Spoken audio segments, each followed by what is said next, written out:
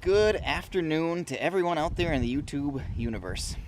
And it sure feels like that universe has gotten smaller, doesn't it?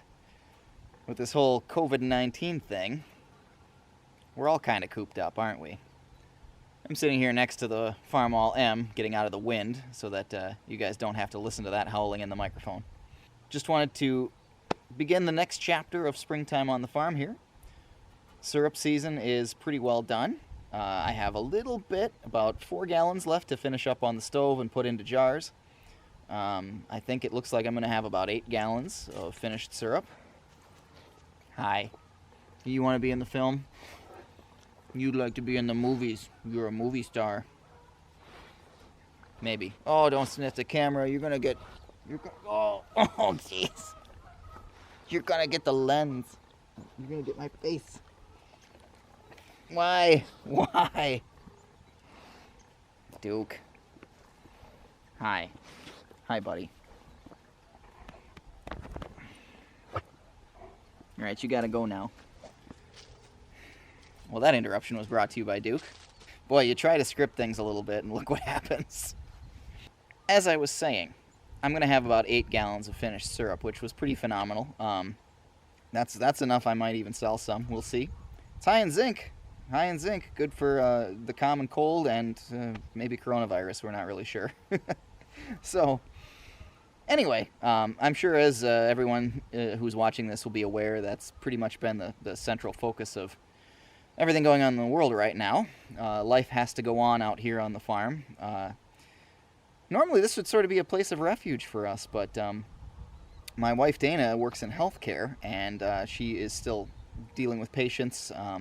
She's a physical therapist, so a lot of her duties have been scaled back at this point, but she does still have to go in once in a while. And even though we don't really have any reported COVID patients in our area, we're proceeding with the maximum amount of caution that we can. So it's really changed the way that I come out here and hang out on the farm, and that I've already talked to Mom and Dad and said, hey, when I come out here from now on, we're going to do work outside, and we're going to stay 6 feet or more apart, and I'm not coming in the house. You know, if you want to serve me a cup of coffee or something, it's going to have to be outside. So I'll have to pack my own lunch and bring it here. So they're not too keen on that, and really I'm not either. But they're older, and we worry about them. So we're going to take the precautions that we're supposed to and try to do this smart. And with any luck, it'll all blow by in good time. And we can get back to life as usual, I really hope. But I don't know, every day is kind of a mystery at this point. So what are we doing from here on out? It's time to start getting ready for spring planting. So I've already started to work on the no-till drill. I'm going to bring the corn planter up today and start tinkering with that, because there's some parts we need to swap out on that. Our first experience with that planter last year as a no-till planter taught us some lessons, and so now we have some objectives to do this year to make it work better. We have to think about shelling out and selling the rest of the corn in the cribs. Naturally, any wildlife corn sales that I had have tapered off a bit, because pretty much people are scared to interact, and it was springtime anyway, so folks weren't feeding the wildlife as much as they had been. So I thought I might do one more run of that just to have some bags on hand until I sell them out. The bad thing about shelling the corn and selling it on the commodities market is that that's also in the tank right now, partly due to coronavirus and partly due to other economic factors. So it's been kind of a raw start to the year, but we're going to do the best we can to kick things off in a positive way. We have our seed and our various fertilizer and everything reserved, so we are able to go ahead with the planting season, and with any luck, things will smooth out and things will be good from here. So that's kind of a quick recap of where we're at. Let me take a minute here and show you what's going on in the fields, because there's some interesting stuff going on out there, and since we're small, it's all within walking distance. Alright, so I'm out here in the alfalfa field. This will be our last year of this field being in alfalfa. There's a tile line down there that's collapsed, old concrete tile that I have to fix, and another one over here we've had a collapse, so that's on my spring to-do list, is to dig those out and splice in some plastic. This field next to us, which was a cornfield, kind of hard to differentiate it from the others, but that's about 6 acres. That's going to be our new hayfield. This year we're going to try something different. We're going to put that into teff grass. So we will plant that later. Right now it's just corn stalks, fallow, but all the other cornfields, there's 3 of them. One down there, there's a small 2-acre patch on the other side of this, and then a long one on the other side of this field as well. All of those I frost seeded into cereal rye. That's in a previous video where I talk about that a little bit further. I didn't put cereal rye in here because I wasn't sure how it was going to interact, or how that would work preceding the teff grass, if that would be a good idea or not. So I just figured, since it's new to me, I'm going to hold off. So that field with the teff grass will be a new experiment for us this year.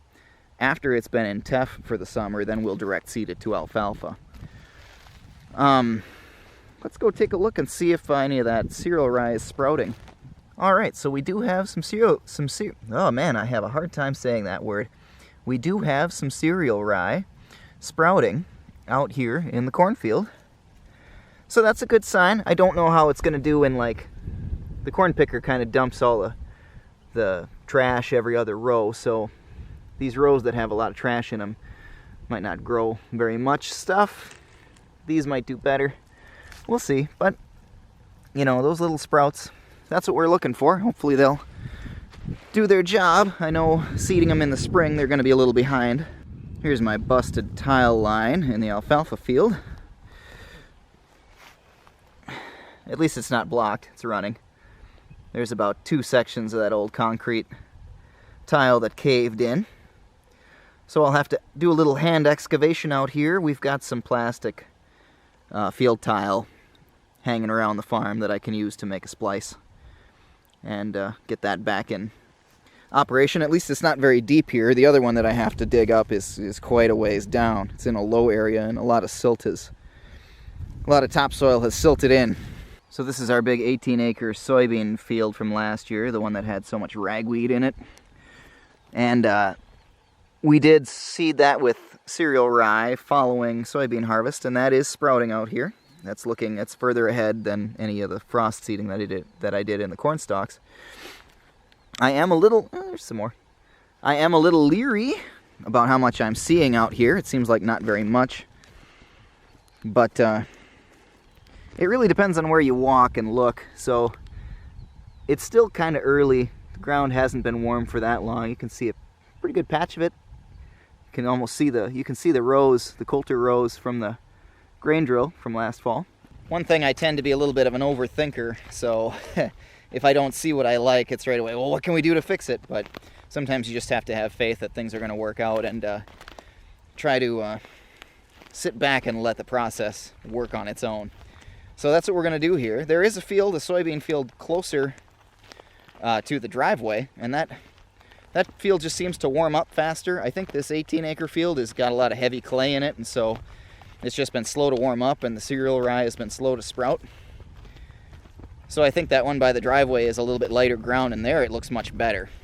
So I'm going to just try to reserve my judgment and wait it out and try to see how this develops without meddling too much.